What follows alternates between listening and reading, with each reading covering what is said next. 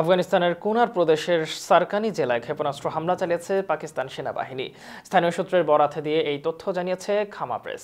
সূত্রের বরাত দিয়ে প্রতিবেদনে বলা হয়েছে, শুক্রবার দিবাগত রাত 2টায় পাকিস্তানি বাহিনী ক্ষেপণাস্ত্র হামলা চালায়। নাভা ক্রসিং ও সারকানি জেলার বেশ কয়েকটি এলাকা লক্ষ্য করে এসব হামলা চালানো হয়েছে। ক্ষেপণাস্ত্র হামলার কারণে সেখানকার বাসিন্দারা ঘরবাড়ি ছেড়ে অন্য এলাকায় আশ্রয় নিয়েছে।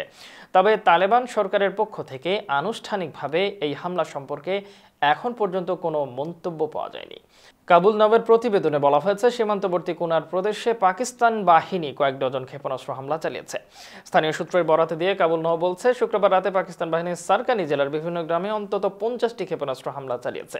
তবে এসব হামলায় কি পরিমাণ ক্ষয়ক্ষতি বা হতাহতের ঘটনা ঘটেছে সে সম্পর্কে বিস্তারিত কিছু জানা যায়নি।